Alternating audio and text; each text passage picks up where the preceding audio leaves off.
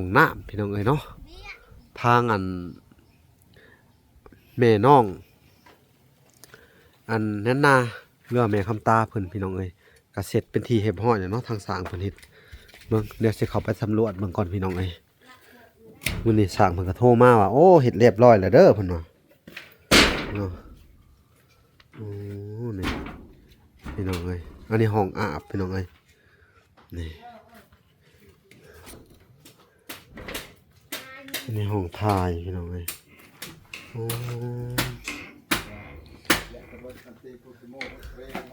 โอ้มันยังอันนั้นอยู่นี่นั่นอยู่เลยพี่น้องยังใหม่ๆอยู่เลยฮักกะแลมันหมาดนี่พี่น้องเอ้ยตัวจะเฮ็ดที่อยู่เลยนี่พี่น้องเอ้ยนี่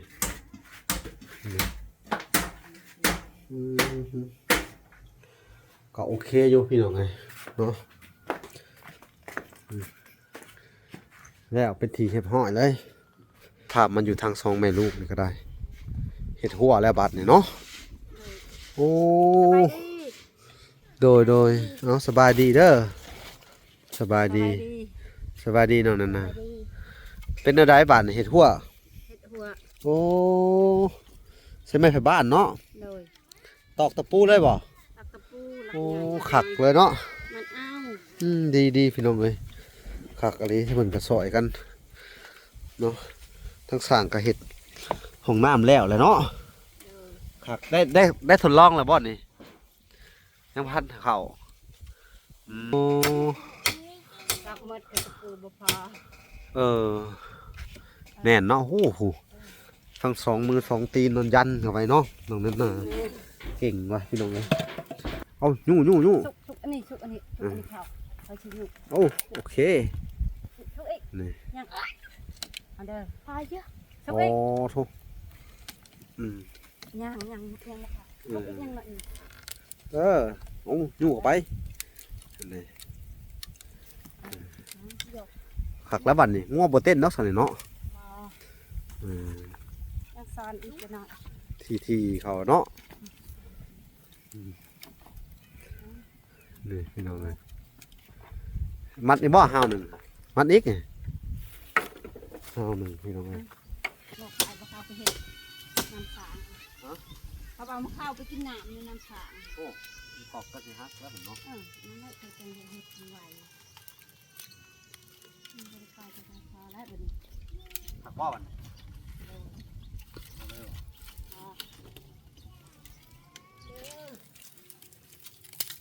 เป็นเงินทางอัน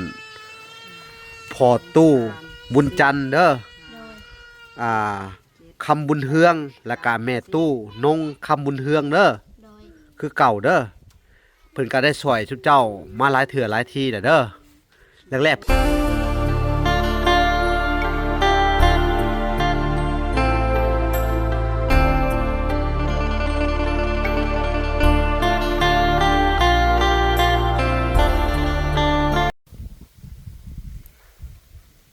โอเคพี่น้องเอ๋ยเนาะกับสบายดีพ่อแม่พี่น้องเนาะเบิดสู่ขู่สู่คนเบิดสู่หมู่สู่บอนพี่น้องเอ๋ยเนาะกันยินดีเข้าสู่ช่อง YouTube เป่าลาสายบุญคุณธรรมคือเก่าพี่น้องเอ๋ยเนาะเส้นเก่าเส้นเคยพี่น้องทักทายสบายดี FC ทางฝั่งไทยและ FC ทางฝั่งลาวและ FC ทางต่างประเทศนำเด้อพี่น้องเอ๋ยเนาะมื้อนี้ก็มาอัปเดตห้องน้ำพี่น้องเอ้ยเนาะทางอันแม่น้องอันนั้นนาเรือแม่คำตาเพิ่นพี่น้องเอ้ยก็เสร็จเป็นทีเรียบร้อยแล้วเนาะทางสร้างเพิ่นเฮ็ดเบิ่งเดี๋ยวสิเข้าไปสำรวจเบิ่งก่อนพี่น้องเอ้ย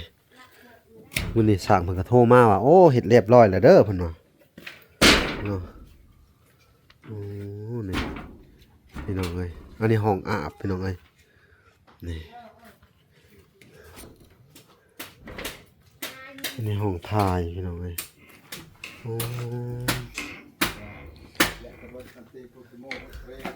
โอ้มันยังอันนั้นอยู่นี่นั่นอยู่เลยพี่น้องยังใหม่ๆอยู่เลยฮักกะแลมันหมาดนี่พี่น้องเลยตัวจะเฮ็ดที่อยู่เลยนี่พี่น้องเลยนี่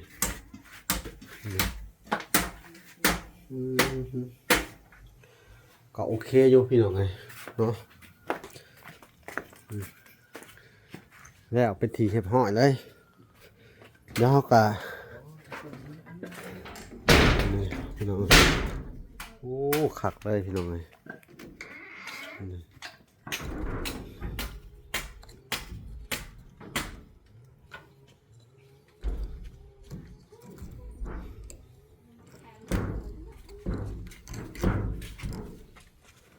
ล็อกไว้เนาะนี่แหละพี่น้องเดี๋ยวสิเลาะเบิ่งหอมๆไปก่อนโอเคพี่น้องเลยนี่ด้านหลังอันนี้ท่อระบายน้ำวันเดียวอาบมานะพี่น้องเนาะ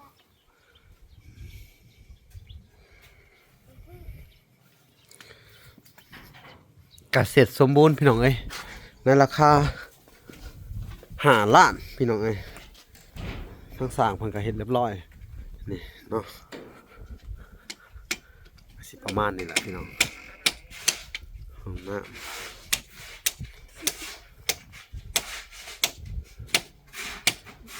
พี่น้องเลยตัดภาพมันอยู่ทาง2 แม่ลูกนี่ก็ได้เฮ็ดหัวแล้วบัดนี่เนาะโอ้โดยเอาสบายดีเด้อสบายดีน้องนั่นน่ะเป็นแนวใดบัดนี่เฮ็ดหัว เฮ็ดหัว โอ้ใช่ไหมไผบ้านเนาะ เลย ตอกตะปูเลยบ่ ตักตะปู โอ้ขักเลยเนาะ มันเอา ดีพี่น้องเลยขักอะไรที่มันกระสอยกันเนาะทั้งสร้างกระเห็ดห้องน้ำแล้วเลยเนาะขักได้ทดลองแล้วบ่นี่ยังพันเข่าอืมโดยกมาอัปเดตเพื่อนพี่น้องเลยมาติดตามเบิ่งเนาะตอกตะปูน้ำหมัดน้ำแน่มันบ่ แม่นก็ได้หลักใหญ่ตักตะปูก็ได้หน่อยก็มาเอา โอ้ ตักหมดก็ตะปูบ่พอ แน่นเนาะโอ้โหทั้ง2 มือ 2 ตีนนอนยันเข้าไปเนาะน้องนั่นน่ะเก่งว่ะพี่น้องเลยออกไปหำขยันขนาดมาเถิดไรก็ได้เนาะ ไปสิเฮ็ด พักก็กินข้าวกินน้ำนะบ่ ยัง กินกับหยังมื้อนี่หรือว่ามันให้กินเลย ยังบ่ทันได้กิน ข้าวเที่ยงบ่ ข้าวเที่ยง ยังบ่ทันได้กินเนาะ โดย อ๋อเฮ็ดแต่เช้านี่บ่เฮ็ดหัวนี่ ไปเช้าดีขึ้น โอ้ ตัก ไปหาแบกไม้มาอีกนี่ ขึ้นกอไผบานเขา ขึ้นก็ไปบ้านอีก โดย ตกกบพงกบไผ่นี่งานเข่าไว้เนาะบ่ตกกบเสื้อเนาะ บ่ โอ้โทษ2 มือดึงเข้ามาเนาะ2 แฮงพี่น้องเอ้ยว่าสิซอยเพิ่นมันก็สิแล้วแหละเนาะ แล้ว แล้วแหละ โดย ยังหาวเดียวมันบ่นี่ เอาเท่าละห้า บัดนี้ก็นี่แหละเนาะนี่เดินต้นนี้ก็ปลูกผักได้บัดนี้เนาะ ได้ ข้างห้องน้ำเนาะกำลังดีเลยโอ้ดีมุกดีใจนำเด้อห้องน้ำก็แล้วดีมุกดีใจนำห้องน้ำแล้วแหละแล้วเราสิปลูกผักด้านหลังนี่บ่นี่ข้างนี่เนาะ ปลูกในนี้ละ สิเฮ็ดหยังต้นนี่เฮ็ดทางออกทางเข้านี่บ่ โดย จะสิปลูกผักวันใด ปลูกอยู่ตรงในพุทธ คือสิตัดออกเลย ตัดให้มันเป็น สิประตูบ่นี่หรือจัง ป ได๋ ระตู อ๋อสิมัดอีกห้าวหนึงกับผู้ที่แล้วเลย นั่น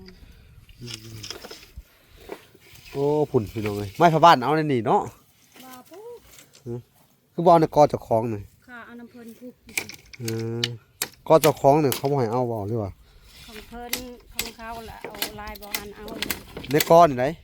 แม่น ให้เพิ่นออกแล้วบัดนี้ดินเฮาซื้อเลยบ่ได้บ่ จักแม่ทำในบ้าน หึ ก็ในบ้านนี่นึงเลย คนในบ้านตัวใด ในบ้านตัวอยู่ที่ซุ้มพุ่น อันเจ้าพวกเราไปนะ โอ้ในบ้านอยู่สำราน แม่ในแม่ในบ้านสิพัน ฮะ ในบ้านสิพัน ในบ้าน4,000 แม่น บ่แม่นสำรานบ่บ่แม่นของเพิ่นบ่ ในบ้านรวมของเพิ่นของเขา เออ ต้นเขาดินดา โอ้ ต้น สั่ เขา น ดินดาแน่ โอ้ เกี่ยว นี่พี่น้องเป็นอันนั้นน่ะ วันเสาร์เลยเนาะมื้อนี้เนาะ โดย บ่ได้ไปโรงเรียน โดย ช่วงนี้ไปโรงเรียนอันน่ะอ่านหนังสือสอบได้อยู่บ่ได้ที่เท่าไหร่ ว่าได้สอบ ยังบ่ทันได้สอบ โดย สอบภาคเรียนหรือยัง ยัง ภาคเรียน1ได้ โดย บ่ทันได้สอบอยู่เนาะ โดย อืมสอบอันนั้นได้สอบธรรมดานี่คะแนนได้มักหยัง อาจารย์ไปซื้อหมูได้ข้าวหอม อาจารย์ไปซื้อหมู โดย อาจารย์แนวใดพอบัดนี้ อาจารย์ขาเนาะ อาจารย์พ่อค้ามันแม่นอยู่บ่ล่ะเลย แม่น ห่วยบ่ได้มาสอนนักเรียนนะมีแต่ไปซื้อหมูหั่นบ่ ตอนเป็นชั่วโมง อ๋อสอนเป็นชั่วโมงอืมปอได้เลยนะของเจ้านี่ปอ4เนาะเขาปอ4อืม ครับบอก น้องจะส่องออกเบิ่งข้างนอกนะอืมตอกตะปูอีกโอ้มันเฮ็ดมาแต่ผู้พี่น้องเลยก็เฮ็ดเป็นที่เรียบร้อยเนาะ โดย แน่นแล้วบัดนี้เนาะตอกตะปูได้เนาะอ๋อเถอะได้เฮือนได้ชานแหละพี่น้องเลยมีดินเป็นของเจ้าของได้ห้องน้ำบัดนี้เนาะดีใจน้ำเพิ่นห้องน้ำก็ได้พี่น้องเลยเนาะ เอา คือว่ามื้อนี้นี่สิได้จ่ายเงินค่าห้องน้ำเพิ่นได้เนาะ โดย ทั้งสร้างเพิ่นมาแล้วบ่ มาแล้วบ่สั่ง อืม มาได้แล้ว มาแล้วเพิ่นมาถ่าเฮาในนี่แล้วเนาะ โดย พี่น้องเอ้ยเจ้าหน้าก็สิได้ไปจ่ายเงินค่าห้องน้ำเพิ่นก่อน โทษเด้อ เนาะโอ้ผู้ดีเลยเพิ่นว่าตะกี้ก็บ่ทันเฮ็ดก็เพราะว่าสิเฮ็ดห้องน้ำนี่แหละเนาะ โดย อืม บ่เฮ็ดการเนี่ยขายเขา อืมวันนี้แป้งในข้างนี่เด้อเฮ็ดดีๆเฮ็ดเป็นนานพักสิหานานนี่ก็กินหมูเบิดแล้วพัก มีแต่สิขุดคลองบ่อนอ่ำ อืม บ่อนเฮาสูบน้ำ ขุดคลองออกมาพี่แล้วก็ปลูกผักด้านกลางนี่เขาจะขุดแจ้ๆหั่นเด้อ นี่แค่นี้ปลูกได้ ปลูกได้เบิดแล้วนี่ เนาะ อืมเปลี่ยนแปลงไปหลายเนาะบัดนี้เนาะบ่ได้มาคิดเห็นกระท่อมเก่าเจ้าอันนี้เนาะลำบากขนาดนะช่วงนั้นเนาะ โอ้ ช่วงหน้าฝนถ้าฝนตกนี่เนาะ ว่า หายังกบยังเขียดกิน เคยดูแล้วมี เนาะบางหันเนาะ ได้ก็มี กลางคืนก็เป็นยังกบก็ว่า กบเทียด แต่อย่าครูว่าเนาะตอนนั้นเนาะ โดย อืม แม่ พี่น้องเอ้ยบ่อยากคิดภาพอดีตเลยติ บ่ เป็นอะไรอดีตเจ้า บ่อยากบ่อยากว้าว ว้าวเฮ้อ ว่าแหละ ฮะ บ่อยากว้าว คำแม่นบ่พอซุเฮาสิเป็นจังได๋ล่ะว่านี่ มันว้าวแล้วก็ว้าวบ่ได้ มัน ว่าและมันเช้าแล้วเมื่อยจ้ะ เนาะเมื่อยเช้าเลย เช้าแล้ว ถ้าบ่พอซุเฮานี่ก็สิเป็นจังได๋เอาถามหน่ กั อย นบ่พอก็จักสิเป็นแนวใดล่ะโอ้โห นอนในดินกินในทรายไปเสร็จแล้วเนาะ จันแหละไปอยู่ซั่น ก็สิอยู่ในกระท่อมอันนี้คือเก่าแล้วเนาะ อยู่แต่กระทับนั่นแหละไป อืมผู้หญิงซะเนาะเฮ็ดมิด โดย คำแม่นว่านะกะสิได้ต่อเติมไปเองแล้วเขาเฮ็ดให้สำนั้นเนาะ โดย เขาเฮ็ดกระต๊อบให้สำนั้นสำนึงชาวบ้านมาสอนแล้วเจ้าก็สิต่อเติมไปเองแล้วมัด จังหวะแล้วเอาจังต่ออยู่นั่นแล้ว อืม ที่เฮ็ดบ่เป็น อืม เฮ็ดเหือดเฮ็ดเป็นเฮ็ด โอ้ เฮ็ดบ่เป็น อยู่กันสองบ้านนี่สองแม่ลูกข่อยว่ากระต๊อบน้อยๆเนาะ แม่น ครับบ่มีผู้ชายก็เป็นตาย่านนะพี่น้องเนาะ โอ้ว้าว อืมคนแถวเขตนี่พัดได้มีข่าวแบบอิหยังนะ เออ แบบมาลัดปุ้นลัดจี้คนเนาะ แม่น เดี๋ยวนี้อันตรายเลยเถื่อนพี่น้องเอ้ย แม่น เห็นว่ามีเงินมีคำแหน่ก็บ่ได้อีกเลยเอายู่ สุกอันนี้สุกอันนี้สุกอันนี้เขาสิอยู่ โอ้โอเค สุกอีก นี่ ยังเอาเด้อพาเยอะสุก โอ้ อีก โถอืม ยังนะคะสุกอีกยังหน่อย เออเอายู่เข้าไปนี่ เดี๋ยว คักแล้วบัดนี้งัวบ่เต้นเนาะซั่นนี่เนาะ มา อืม ยังซอนอีกหน่อย ทีเขาเนาะอืมนี่พี่น้องเลยมัดนี่บ่ห้าวหนึ่งมัดอีกไง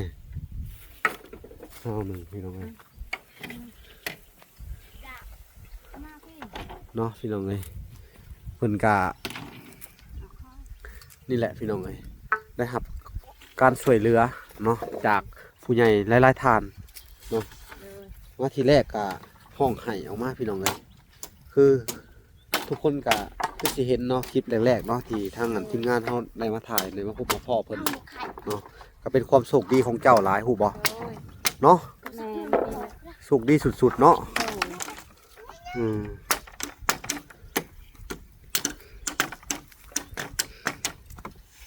ทั้งไห้ทั้งห้องตาตูบตาโป โอ้ เนาะ มันจะว้าวมันปืนนั้นนะมันจะว้าว บ่อยากเว้าเลยบ่ เออ เอาขอโทษนํเด้อ พี่น้องเอ้ยโอ้จักสิว่าจังไดเนาะ อืม ก็คือสงสารเพิ่นนั่นแหละพี่น้องเอ้ยแต่แรกๆก็ได้ ก็ดีแล้วผู้ใหญ่ก็อยู่ดีมีแฮง อืม โดยคุณตาอยู่ต้นเนาะพี่น้องเนาะ มาจับนะลูกมาจับใส่ถึงเธอถึงได้นะ อืม จับหน้าไหลไหน เฮ็ดทั่วเฮ็ดสวนพี่น้องเอ้ย นี่ อ่ะมื้อนี้สิเดี๋ยวนะมาสิซับให้เด้อมัดเจ้าสิซับซอยเด้อเห็นนะเอามัดเจ้าแล้วจะจับกล้องเขาบ่แล้วก็สิมัดฮะเอาไว้สิซอยเพิ่นก่อนพี่น้องเอ้ยอ่ะให้นั่นน่ะเป็นมือกล้องให้อ่ะมือกล้องโซขาวจับนิ่งๆเด้อเอาเด้อเอาดีเดี๋ยวนี่โอ้นี่มายืนอยู่สิจับแบบนี้ย่อเอาโอเคเอาก่อนนี่พี่น้องเลยเอาตอบมาก่อนนะฮะ นี่เขาสิตะปู ใส่ซองก่อนเนาะตอบนั่นไงครับโอ้ตอบเลยจับเองหมดหรอก จัดเอง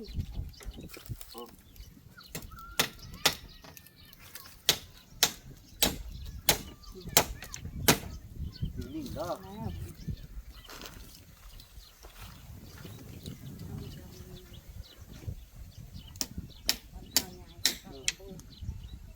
มันอันนั้น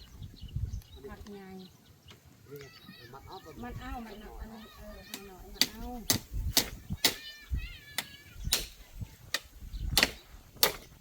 ได้วัดดีได้สร้าง โอ้ มันบอกที่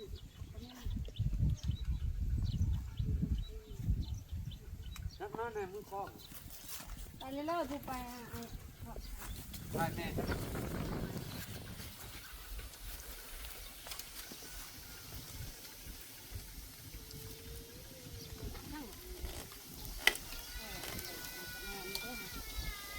น่าจะใส่อีกหลักหนึ่ง เอามาดูแหนเลยน้อง กระมัดมึงนี่ต้องตักมาอีกแล้วก็ข้ามาจับปลา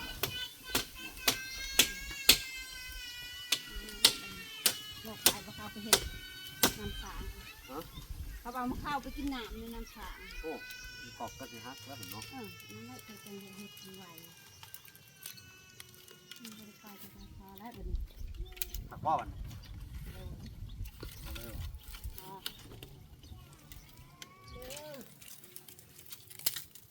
มาใส่อีกเอาหาจันเอาใส่เรียนสร้างคนเสียเมือและคนตีคน เสเมื่อไรนะครับตีในสากเนาะ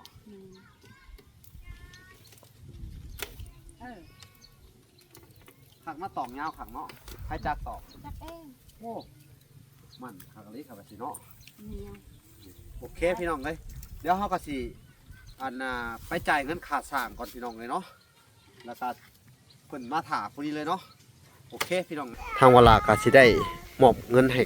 ขาดสร้างก่อนพี่น้องเลยโอ้สบายดีสร้างมาพี่เลยมาพี่ขอสิได้มอบเงินให้เจ้าเนาะพี่น้องเลยก็นี่แหละผู้ที่มาถ่าโดนเติบบ่บ่โดนปานใดเนาะแล้วตั้งแต่เพิ่งปานใดแหละ วันนี้โอ้แล้วเลยเนาะพี่น้องไว้เนาะสุดจะเห็ดจักมือนี่5 มื้อโอ้5 มื้อแล้วพี่น้องของน้ำบ่ธรรมดาได้นี่ถือว่าสุดยอดได้เลยเนาะ งานเล่น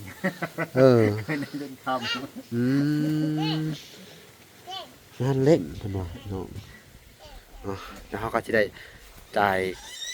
ค่าสร้างก่อนพี่น้องเอ้ยเนาะมึงก่อนเด้อเป็นจังไดบัดนี่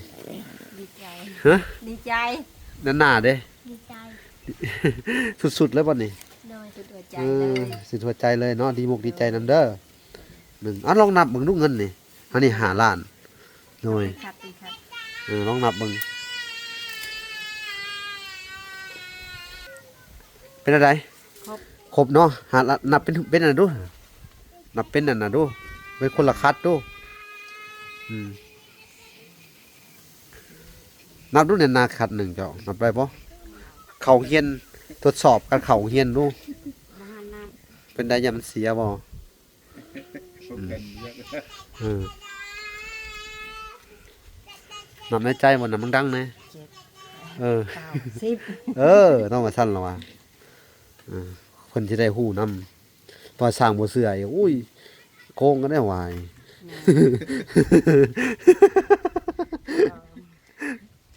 สามสี่ห้าหกเจ็ดแปดเก้าสิบ จากล้านละ3เนาะ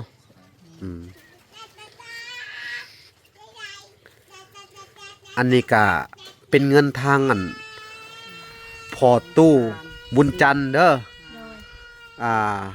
คำบุญเฮืองและก็แม่ตู้นงคำบุญเฮืองเด้อ โดย คือเก่าเด้อเพิ่นก็ได้ช่วยชุบเจ้ามาหลายเถื่อหลายทีเด้อแรกๆเพิ่นก็สมทบเข้าไปอันซื้ออันไม้เฮ็ดเฮือนเนาะก็100เหรียญเนาะแล้วเพิ่นก็อันน่ะสมทบจอน้ำบาดาลให้ชุบเจ้าเด้อ โดย ได้ยินบ่ โดย อันน่ะ สองสาม ก็200เด้อ200กว่าเหรียญเด้อค่าน้ำบาดาลเนาะ โดย 200 โดย แล้วบ้านนี้เพิ่นพากมาอีกอันเฮ็ดห้องน้ำก็250เนาะ โดย จักร้อยเลยเพิ่นช่วยเจ้านี่ไปผมดูมัน400 500แล้วบ่ตั้งแต่เฮ็ดเฮือนมานี่เนาะ แม่น เป็นเกือบ10ล้านแล้วพี่น้อง10ล้านแล้วพุ่นน่ะ สิบล้าน 10ล้านพู้นแล้ว10ล้านกว่าพู้นเนาะ โดย เป็นจังไดบัดนี่ ดีใจ ดีใจ โดย ดีใจแล้วเฮ็ดได้สิมีหยังตอบบุญแทนคุณเพิ่นบ่บัดนี้ ก็บ่มีหยัง ฮะ ก็บ่มีหยัง บ่มีหยังโอ้ เอาผ่านนี่แหละ ฮะนอนละเสียจังไดบัดนี่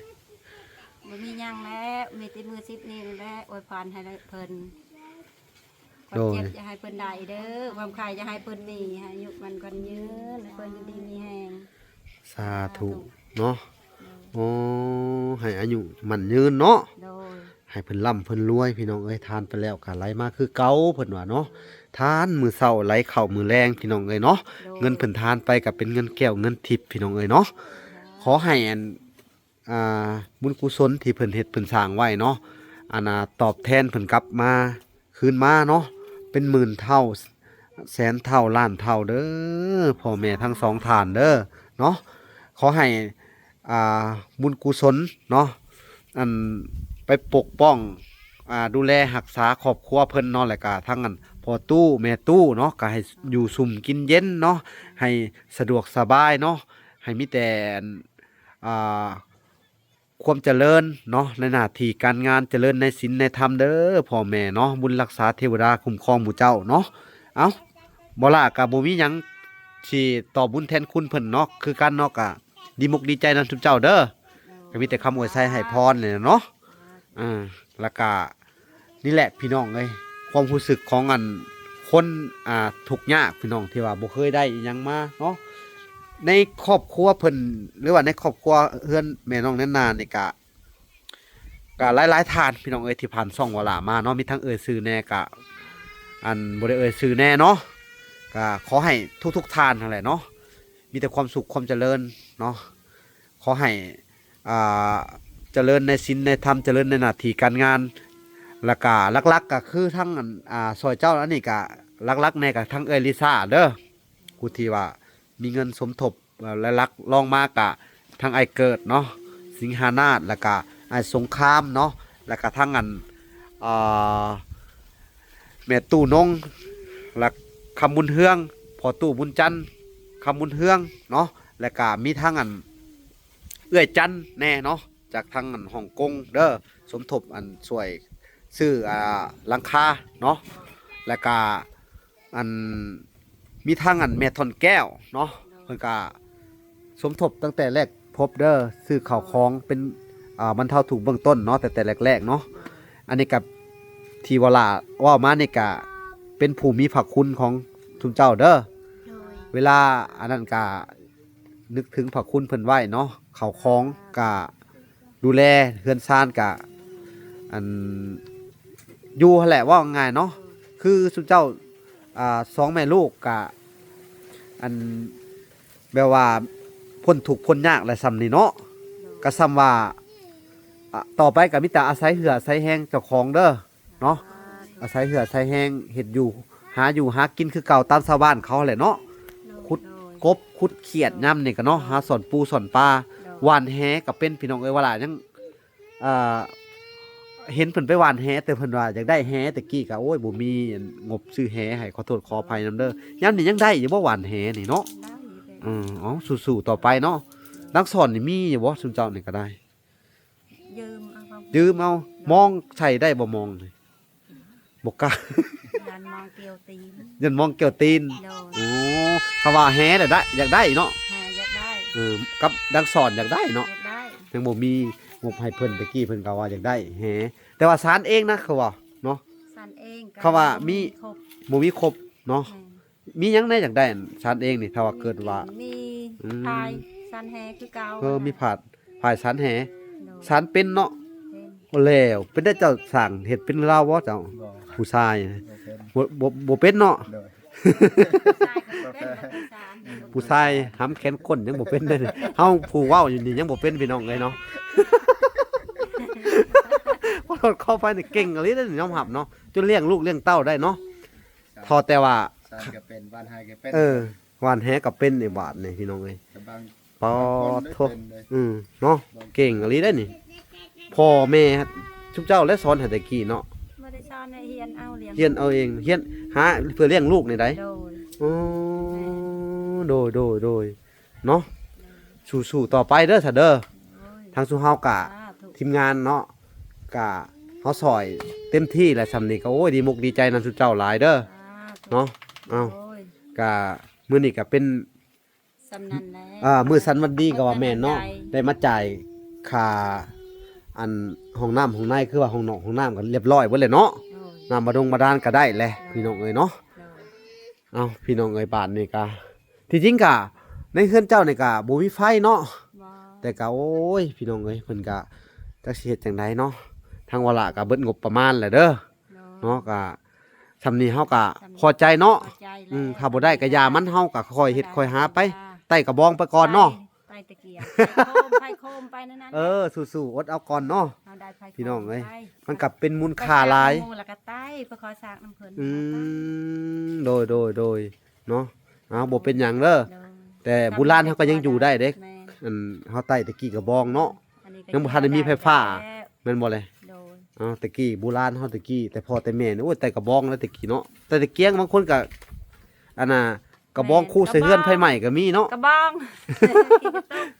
ขี้ตกตะกี้เนาะ โดย อืม ตก กระบองนี่ตะกี้นี่แบบว่าเอาใส่หยังใส่ มันดอก ใส่ข้อดอกแล้วเวลาเขาจูดเนื่องนี่เขาก่อนเขานอนนี่เขาดับบ่หรือว่า มอดเมีย โอ้ยคันหัวมอดนั้นใหม่ บ่ ก็ มอด ที่ ก็ไม่เฮือน ก็มีหลายคนได้ลืมมอดเนาะตะกี้เนาะ แม่น โบราณเขาตะกี้เนาะ หลยคอั เคยเห็นบ่แบบว่าซาบ่ เคย ว่า เห็นอยู่ อันไผใหม่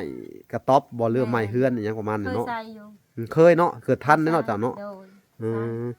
จักปีแหละไผผ้าเข้าแถวเขตนี่ฮะอืม โอ้หลายปีเด้อ ได้บ่10 ปี บ่ฮอด บ่ฮอดเนาะ บ่ฮอดเนาะ โหเสร็จ ฮอดบ่ ฮอดบ่แสดงว่าฮอดฮักก็ฮอด10 ปีนี่เนาะ โดย ก็แสดงว่าความเจริญฮักก็เข้ามานี่ไฟฟ้าเนาะหมู่10 ปีนี่นะเขตนี่เนาะ ประมาณ2010ปลาย อืมโดยพี่น้องเอ้ยเนาะ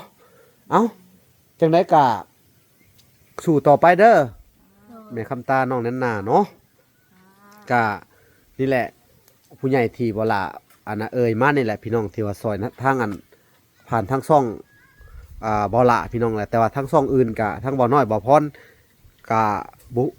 กะขอโทษขออภัยนํพี่น้องเอ้ยทั้งเวลาก็บ่ฮู้ชื่อเพิ่นก็บ่ได้เอ่ยเนาะเอ้ากะดีมุกดีใจนำสำนี่ก็โอ้ยพี่น้องเอ้ยเนาะตำนี้แล้ว ของขวัญปีใหม่และสำนี่สิฮอดปีมงปีใหม่แล้วเนาะเวลาก็ขอให้ทุกคนเนาะก็สิฮอดปีใหม่แล้วก็ประสบแต่ความสำเร็จเนาะผู้ที่ช่วยเหลืออันผ่านช่องเวลามาก็ขอให้ทุกคนปีใหม่นี้เนาะก็มีแต่ความสุขความเจริญพี่น้องเอ้ยเนาะปราศจากโรคภัยไข้เจ็บต่างๆนานาพี่น้องเอ้ยเดินทางไปทางใดก็ไปรอดปลอดภัยเนาะให้บุญรักษาเทวดาคุ้มครองเบิดสุขสู่คนเนาะพี่น้องเอ้ยทางเวลาก็บ่เว้ายาวสร้างเพิ่นกันคือคิดฮอดเมียแล้วเบิ่งทรงเหงาอยู่นี่จากเมื่อแล้วเนาะ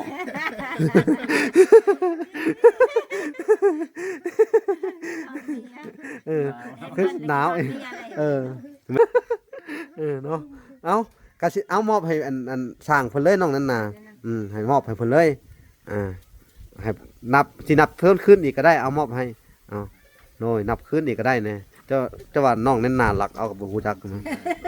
ครบแล้วเนาะนับขึ้นอีกก็ได้เด้อเอาโดยได้งานการเฮ็ดโดยโดยมันก็ให้ได้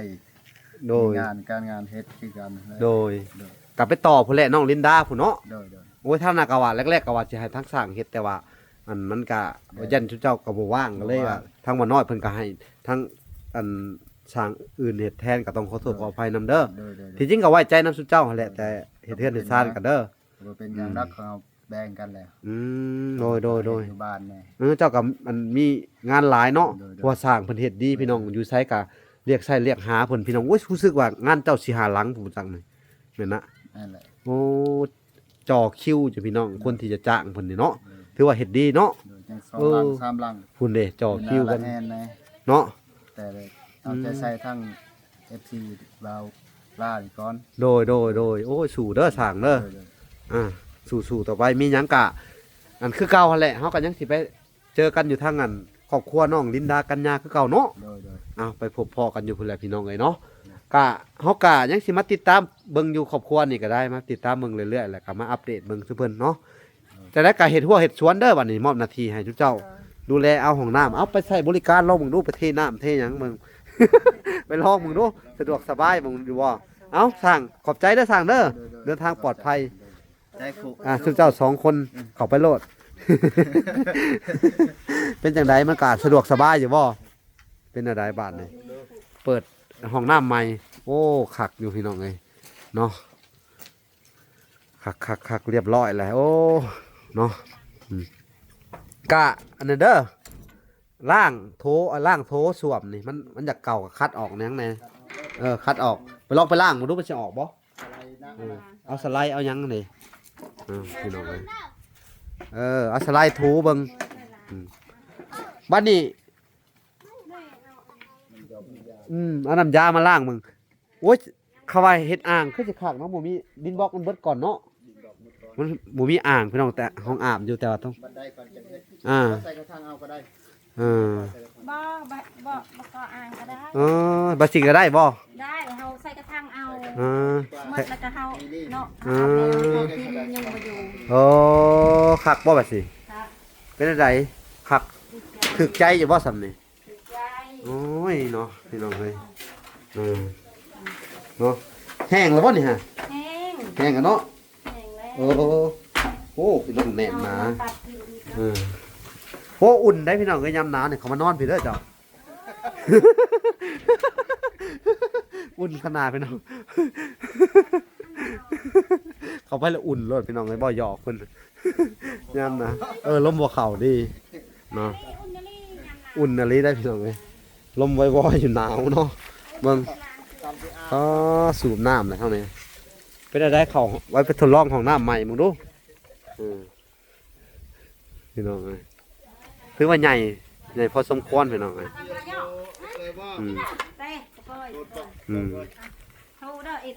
เบิ่งสุวรรณก่อน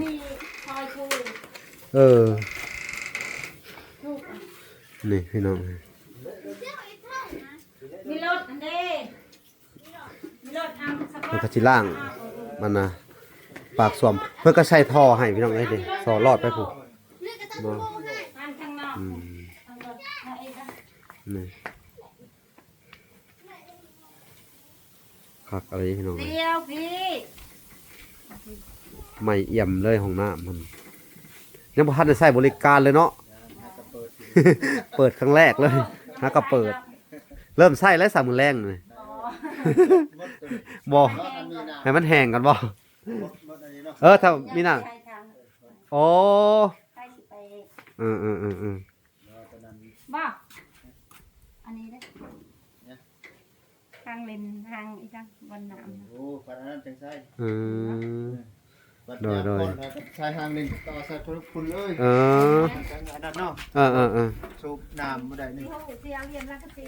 นี่ห้องนี้เลยครับมาต่อใส่อันนั้นเลย เนาะเสียทางลิ้นบ่เฮ็ดสิก็ได้เนาะ แมนยันมันอันนั้นถึงอันนั้นถึงผ่าอันนั้น บ่ต่อใส่ตัวนั้นแล้วกันเฮ็ดทางลิ้นแล้วก็เกี่ยวเข้าไปใส่ห้องน้ำก็ได้เนาะ ใส่คุณเลย ข้าวคุณบ่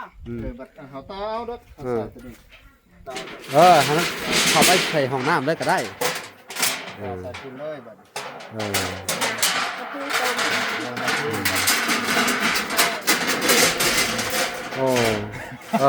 คักเนาะ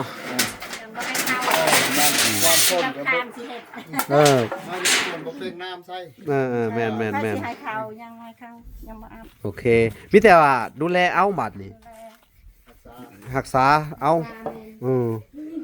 เพื่อสิหามาได้โอ้ อันนั้นสกอตเป็นอะไรโอ้ขับอันนั้นบ่อยากออกเนาะเด้มันก็ออกอยู่แช่น้ำไว้มันออกอยู่ดอก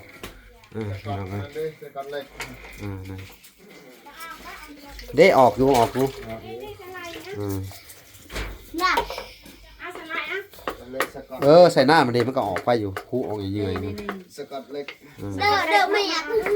สกัดเล็กก็ออกมาให้เองก็ ออกจวดๆแล้วสูงกว่า ออกแล้วบัดนี้เนาะ สกัดเล็ก เอาไปนั่นก็คือก้าวแล้วมันบ่เข้ามันบ่เอาสกัดเล็กที่ท่านผูกอันนั้นผูกหัวแล้วนั่นสิพาให้ซ่ากับผูกหัวน่ะ ควรเจ้ามั้ย อันไหน ก็เป็นเกิดหรอ เด้มันก็ออกไปเลยเนาะ ออกแล้ว ขาวสะอาด ในสกุลผู้แปลอย่างไรเราเป็นทูเนี่ย คักหลายพี่น้องเลยคัก หน่อยเตียกหน่อยลากเตียกหน่อยแล้วเข้าหูเตียงหน่อย ว่ามือ ทางจากบนที่ทางแหลกแท้ สิมอบหน้าที่ให้ทางน้องอันนาแน่นนาพี่น้องเลยอันนาล่างหัวสวมไปเนาะทางเวลากะค่อยคำแหละพี่น้องเลยสิได้อวยลากลับบ้านก่อนพี่น้องเลยเนาะมื้อหน้าจะสิได้เข้ามาเยี่ยมยามเพิ่นใหม่เนาะเฮาก็สิเข้าไปติดตามเบิ่งทั้งครอบครัวน้องลินดากัญญาคือเก่าพี่น้องเลยคลิปนี้กะเวลากะสิขอจบคลิปก่อนเนาะแต่เพียงเท่านี้เนาะพบพ่อกันใหม่อีกคลิปหน้าพี่น้องเอ้ยเอาขอกล่าวคำว่าสบายดีและสวัสดีพี่น้องเอ้ยพบกันใหม่คลิปหน้าบ๊ายบาย